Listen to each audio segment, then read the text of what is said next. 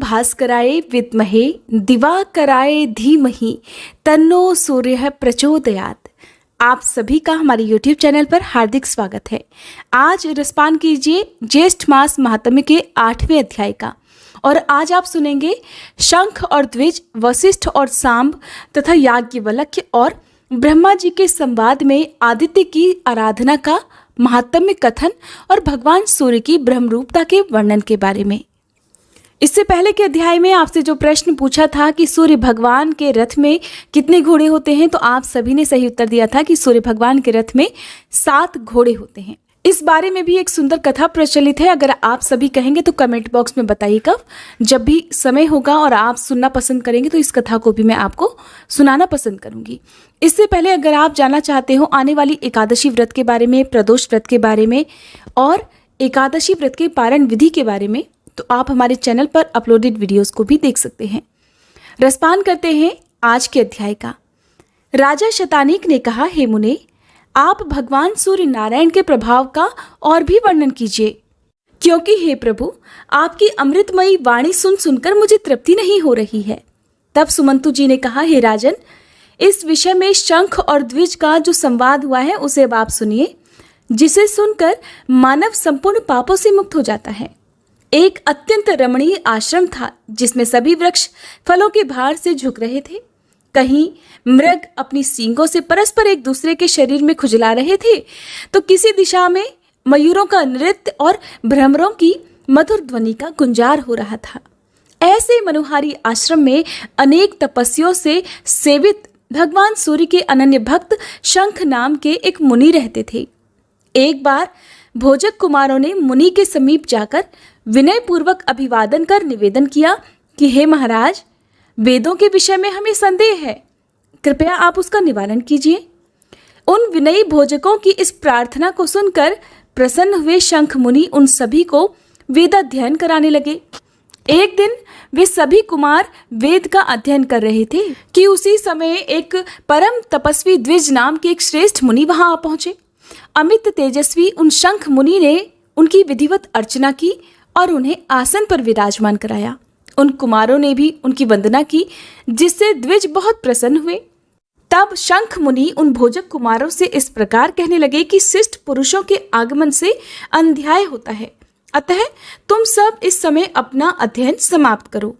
ये सुनते ही कुमारों ने अपने अपने ग्रंथ बंद कर दिए। द्विज ने शंख मुनि से पूछा कि ये बालक कौन है और क्या पढ़ रहे हैं।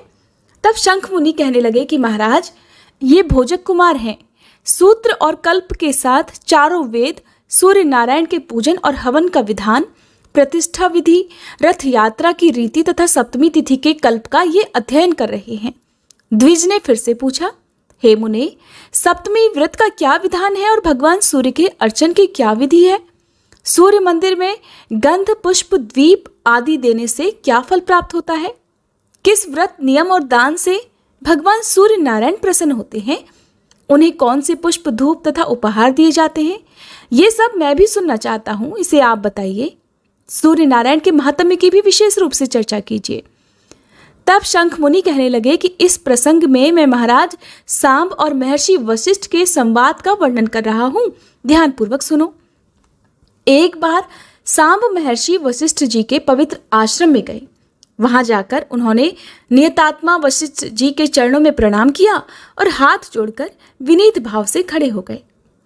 महर्षि वशिष्ठ ने भी उनके भक्ति भाव को देखकर प्रसन्न मन से उनसे पूछा, सांब, तुम्हारा तो संपूर्ण शरीर भयंकर कुष्ठ रोगों से विदीर्ण हो गया था, ये सर्वथा रोग मुक्त कैसे हुआ?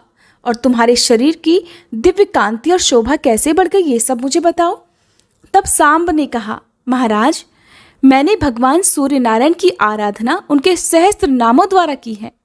उसी आराधना के प्रभाव से उन्होंने प्रसन्न होकर मुझे साक्षात दर्शन दिए और उनसे ही मुझे वर की भी प्राप्ति हुई है।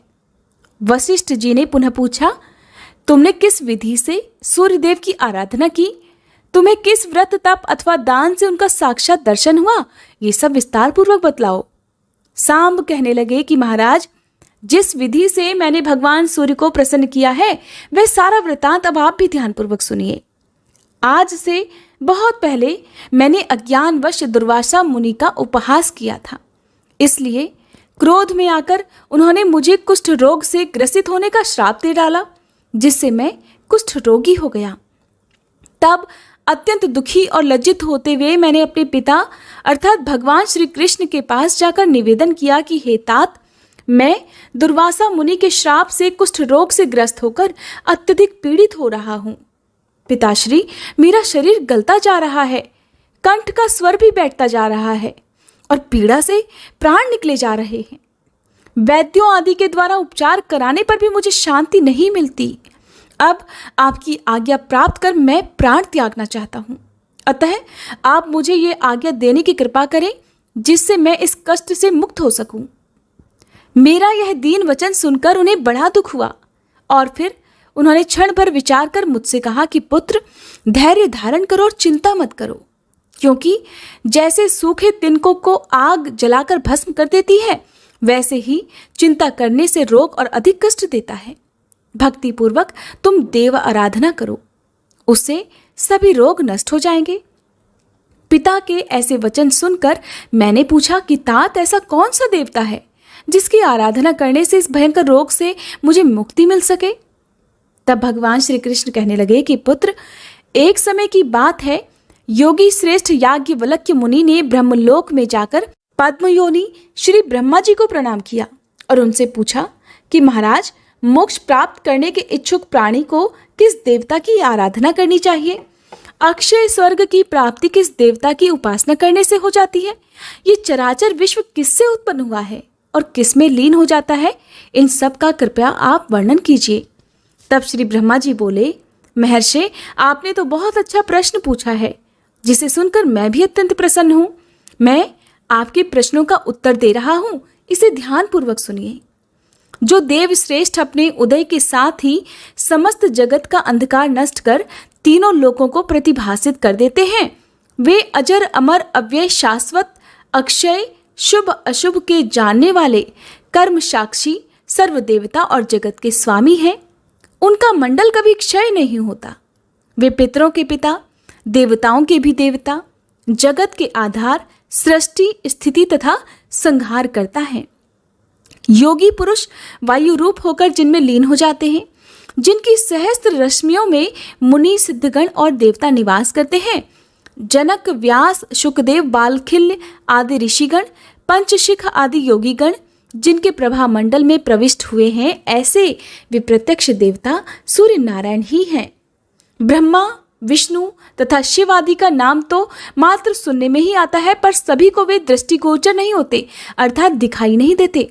किंतु तिमिर नाशक अर्थात अंधकार का नाश करने वाले सूर्य नारायण सभी को प्रत्यक्ष रूप से दिखाई देते हैं, इसलिए वे सभी देवताओं में श्रेष्ठतम हैं। अतः हे याज्ञवल्क्य, आपको भी सूर्य नारायण के अलावा अन्य किसी देवता की उपासना नहीं करनी चाहिए। इन प्रत्यक्ष देवता की आराधना करने से सभी फल प्राप्त हो सकते हैं। याज्ञवल्क्य मुनि ने कहा कि महाराज, आपने मुझे बहुत ही उत्तम उपदेश दिया है, जो बिल्कुल सत्य है। मैंने तो पहले भी बहुत बार सूर्य नारायण के महात्म्य को सुना है, जिनके दक्षिण अंग से विष्णु, वाम अंग से स्वयं आप और ललाट से रुद्र उत्पन्न हुए हैं। उनकी तुलना और कौन देवता कर सकते हैं? उनके गुणों का वर्णन भला किन शब्दों में किया जा सकता है? अब मैं उनकी उस आराधना विधि को भी सुनना चाहता हूँ, जिसके द्वारा मैं संसार सागर को पार कर जाऊं। वे कौन से व्रत, उपवास, दान, होम, जप, तप आदि हैं, जिनके करने से सूर्य नारायण प्रसन्न होकर समस्त कष्टों को दूर कर देते हैं? ये सब आप बतलाने की कृपा करें, क्योंकि प्राणियों द्वारा धर्म, अर्थ, काम प्राप्ति के लिए जो प्रयास किए जाते हैं, उनमें वही चेष्टा, वही प्रयास सफल है जो भगवान सूर्य का आश्रय ग्रहण कर अनुष्ठित हो, अन्यथा वे सभी क्रियाएं व्यर्थ हैं। इस अपार घोर संसार सागर में निमग्न प्राणियों द्वारा एक बार भी किया गया सूर्य नमस्कार मुक्ति को प्राप्त करा देता है। भक्ति भाव से परिपूर्ण याज्ञवल्क्य के इन वचनों को सुनकर श्री ब्रह्मा जी प्रसन्न हो उठे और कहने लगे कि याज्ञवल्क्य, आपने सूर्य नारायण की आराधना का जो उपाय पूछा है, उसका मैं वर्णन कर रहा हूँ, एकाग्रचित्त होकर अब आप सुनिए। श्री ब्रह्मा जी बोले, आदि और अंत से रहित सर्वव्याप्त पर ब्रह्म अपनी लीला से प्रकृति पुरुष रूप धारण करके संसार को उत्पन्न करने वाले अक्षर, सृष्टि रचना के समय ब्रह्मा, पालन के समय विष्णु और संहार काल में रुद्र का रूप धारण करने वाले सर्वदेवमय पूज्य भगवान सूर्य नारायण ही हैं। अब मैं भेदा भेद स्वरूप उन भगवान सूर्य को प्रणाम करके उनकी आराधना का वर्णन करूंगा। वह अत्यंत गुप्त है, जिसे प्रसन्न होकर भगवान भास्कर ने मुझसे कहा था। श्री ब्रह्मा जी फिर से कहने लगे कि याज्ञवल्क्य, एक बार मैंने भगवान सूर्य नारायण की स्तुति की थी। उस स्तुति से प्रसन्न होकर वे प्रत्यक्ष प्रकट हुए। तब मैंने उनसे पूछा कि महाराज, वेद वेदांगों में और पुराणों में आपका ही प्रतिपादन हुआ है। आप शाश्वत, अज तथा परब्रह्म स्वरूप हैं। ये जगत आप में ही स्थित है। गृहस्थ आश्रम जिनका मूल है, ऐसे वे चारों आश्रमों वाले रात दिन आपकी अनेक मूर्तियों का पूजन करते हैं। आप ही सबके माता पिता और पूज्य हैं। आप किस देवता का ध्यान और पूजन करते हैं, मैं इसे नहीं समझ पा रहा हूँ। इसे मैं सुनना चाहता हूँ और मेरे मन में इसके प्रति बड़ा कौतूहल है।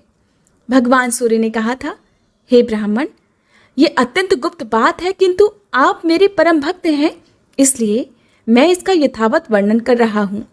वे परमात्मा सभी प्राणियों में व्याप्त, अचल, नित्य, सूक्ष्म तथा इंद्रियातीत हैं। उन्हें क्षेत्रज्ञ, पुरुष, हिरण्यगर्भ, महान, प्रधान तथा बुद्धि आदि अनेक नामों से जाना जाता है। जो तीनों लोकों के एकमात्र आधार हैं, वे निर्गुण होकर भी अपनी इच्छा से सगुण हो जाते हैं। खुद से कोई कर्म नहीं करते और ना तो कर्म फल की प्राप्ति से संलिप्त रहते हैं। वे परमात्मा सब ओर सिर, नेत्र, हाथ, पैर, नासिका, कान तथा मुख वाले हैं। वे समस्त जगत को आच्छादित करके अवस्थित हैं और सभी प्राणियों में स्वच्छंद होकर आनंद पूर्वक विचरण करते रहते हैं। शुभाशुभ कर्म रूप बीज वाला शरीर क्षेत्र कहलाता है। इसे जानने के कारण परमात्मा क्षेत्रज्ञ कहलाते हैं। वे अव्यक्तपुर में शयन करने से पुरुष, बहुत रूप धारण करने से विश्वरूप और धारण पोषण करने के कारण महापुरुष कहे जाते हैं। ये ही अनेक रूप धारण करते हैं। जिस प्रकार एक ही वायु शरीर में प्राण, अपान आदि अनेक रूप धारण किए हैं, और जैसे एक ही अग्नि अनेक स्थान भेदों के कारण अनेक नामों से अभिहित की जाती है, ठीक उसी प्रकार परमात्मा भी अनेक भेदों के कारण बहुत सारे रूप धारण करते हैं। जिस प्रकार एक दीप से हजारों दीप प्रज्वलित हो जाते हैं, उसी प्रकार एक परमात्मा से संपूर्ण जगत उत्पन्न होता है। जब वह अपनी इच्छा से संसार का संहार करता है, तब फिर एकाकी ही रह जाता है। परमात्मा को छोड़कर जगत में कोई स्थावर या जंगम पदार्थ नित्य नहीं है, क्योंकि वे अक्षय, अप्रमेय और सर्वज्ञ कहे जाते हैं। उनसे बढ़कर कोई अन्य नहीं है। वे ही पिता हैं, वे ही प्रजापति हैं। सभी देवता और असुर आदि उन परमात्मा भास्कर देव की आराधना करते हैं और वे उन्हें सद्गति प्रदान करते हैं। वे सर्वगत होते हुए भी निर्गुण हैं। उसी आत्मस्वरूप परमेश्वर का मैं ध्यान करता हूँ तथा सूर्य रूप अपने आत्मा का ही पूजन करता हूँ। हे याज्ञवल्क्य मुने, भगवान सूर्य ने स्वयं ही ये सारी बातें मुझसे कही थी। ओम भास्कराय नमः। आज का अध्याय समाप्त हुआ। अगले अध्याय में आप जानेंगे सूर्य नारायण के प्रिय पुष्प, सूर्य मंदिर में मार्जन लेपन आदि का फल, दीपदान का फल तथा सिद्धार्थ सप्तमी व्रत का विधान और फल के बारे में। अगर आज की ये वीडियो आपको पसंद आई हो तो प्लीज़ वीडियो को लाइक जरूर कीजिएगा। अगर आपने अभी तक चैनल को सब्सक्राइब नहीं किया है तो चैनल को सब्सक्राइब करके बेल आइकन प्रेस करना मत भूलिएगा। दोस्तों, आपको ये कथा कैसी लगी कृपया कमेंट कर ज़रूर बताएं। वीडियो पसंद आया हो तो लाइक करें और शेयर करें। ऐसी ही और भी कथाएं सुनने के लिए चैनल को सब्सक्राइब ज़रूर करें। धन्यवाद।